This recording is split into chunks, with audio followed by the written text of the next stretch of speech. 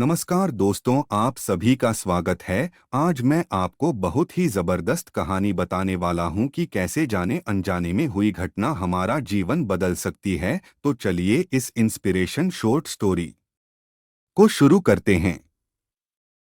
एक बार की बात है, एक गुरु और शिष्य जंगल के रास्ते से कहीं जा रहे थे। तो रास्ते में शाम होने लगी और उनको पानी की प्यास लगी। तो पास में एक गांव आया और जैसे ही वह गांव में पहुंचे तो देखा कि एक झोपड़ी थी। वो झोपड़ी की तरफ गए और उन्होंने आवाज लगाई। तब ही एक आदमी और उनकी पत्नी, साथ ही साथ में उनके 3 बच्चे भी आए जो फटे पुराने कपड़े पहने हुए थे।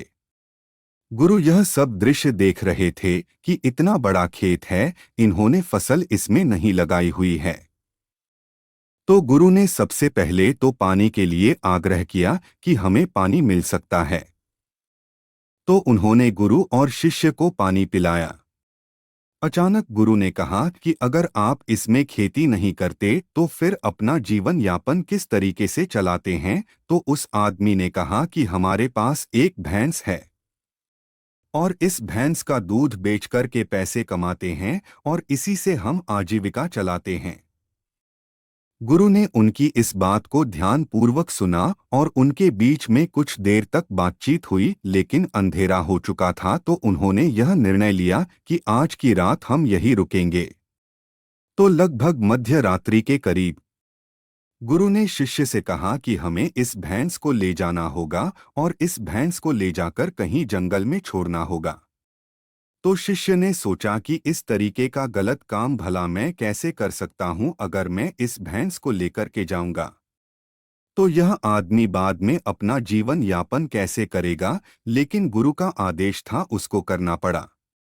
वह अपने गुरु के साथ चला गया और आधी रात को गुरु और शिष्य निकल लिए, लेकिन भैंस को भी अपने साथ ले आए और बहुत दूर छोड़ दिया ताकि वहां से भैंस वापस अपने गांव में ना आ सके। तकरीबन 10 साल बाद जब वह शिष्य भी गुरु बन चुका था और दीक्षा देने का काम भी करने लग गया था, तो उसने सोचा कि 10 साल पहले मुझसे जो गलती हुई थी, क्यों ना मैं आज उस गलती को सुधार लूं और मुझे उस आदमी के पास जाना चाहिए। वह उस आदमी के पास जाता है, लेकिन वहां पहुंचकर वह देखता है कि खेत में फसलें लहरा रही है और बगीचे लगे हुए हैं। वह सोचता है कि शायद हो सकता है कि वह आदमी अपना घर-बार बेचकर, अपनी जमीन बेचकर शहर में कहीं चला गया हो। लेकिन तभी अचानक वह आदमी आया और उस गुरु को नमन करता है कि मैंने आपको पहचान लिया। बरसों पहले आप और आपके गुरु साथ आए थे, लेकिन उस दिन रात को अचानक पता नहीं क्या हुआ कि हमारी भैंस हमें छोड़कर चली गई और अब हमें कोई दूसरा काम करना था जिससे हमारी आजीविका पुनः सुचारू रूप से चल सके।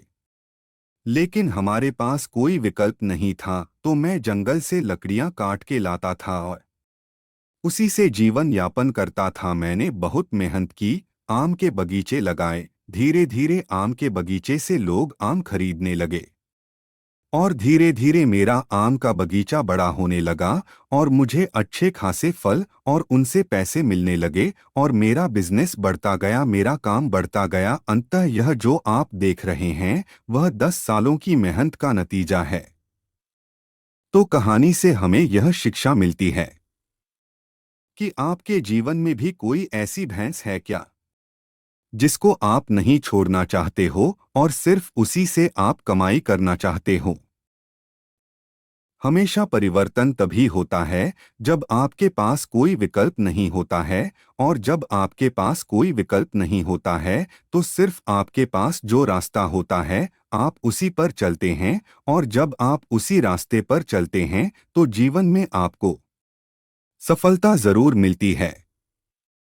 अंत में यही कहूंगा, इस तरह की कहानियों को पढ़ते रहिए। मोटिवेशनल कीड़ा आपका स्वागत करता है। धन्यवाद।